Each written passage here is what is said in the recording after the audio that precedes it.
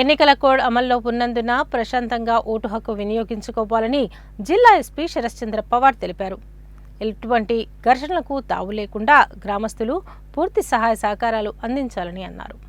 గ్రామ పంచాయతీ ఎన్నికల నేపథ్యంలో ఎలాంటి ఘర్షణలు తలెత్తకుండా ముందస్తు చర్యల్లో భాగంగా నార్కెట్పల్లి, ఎల్లారెడ్డిగూడెం గ్రామ ప్రజలతో మమేకమై అవగాహన కార్యక్రమాన్ని నిర్వహించారు. ఈ సందర్భంగా ఎస్పీ మాట్లాడుతూ ఎన్నికల కోడ్ అమల్లో ఉన్నందుకు గాను ప్రతి ఒక్కరూ ఎన్నికల నియమాలు పాటించాలని, ప్రజలు ఓటు హక్కును నిర్భయంగా వినియోగించుకునే విధంగా పోలీస్ శాఖ అండగా ఉంటుందని, ప్రజారక్షణ, భద్రత పోలీసుల లక్ష్యమని అన్నారు. ఎన్నికల్లో ప్రజలు ఎలాంటి భయభ్రాంతులకు, ప్రలోభాలకు గురికాకుండా తమ ఓటు హక్కును స్వేచ్ఛగా వినియోగించుకోవడంలో పోలీస్ శాఖ ఎల్లవేళలా అండగా ఉంటుందని తెలిపారు. గ్రామాల్లో ఎన్నికల ప్రచారం సమయంలో ఒకరికొకరు రెచ్చగొట్టే మాటలు, విద్వేషాలకు తావు లేకుండా ఎలాంటి విభేదాలు, వర్గపోరు సృష్టించకుండా ఉండాలని అన్నారు.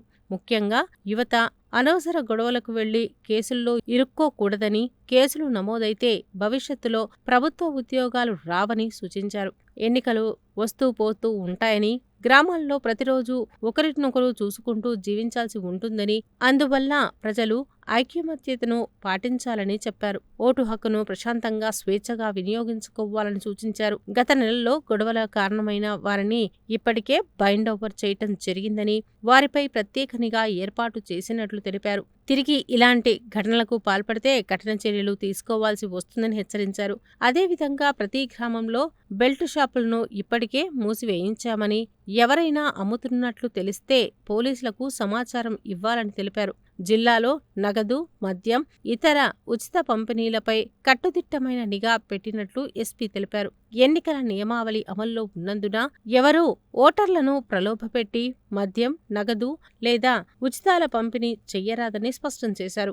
అలాంటి చర్యలకు పాల్పడిన వారిపై కేసులు నమోదు చేస్తామని హెచ్చరించారు. ప్రతి ఒక్కరూ ఎన్నికల నియమావళిని పాటించి ఎలాంటి ప్రలోభాలకు లోను కాకుండా స్వేచ్ఛగా తమ ఓటు హక్కును సద్వినియోగం చేసుకోవాలని, ఎలాంటి సమస్య ఉన్నా మీ విలేజ్ అధికారికి కానీ అధికారులకు తెలియచెయ్యాలని ప్రజలను కోరారు. కార్యక్రమంలో నార్కెట్పల్లి సిఐ నాగరాజు, ఎస్ఐ క్రాంతికుమార్, గ్రామ ప్రజలు, సిబ్బంది తదితరులు పాల్గొన్నారు.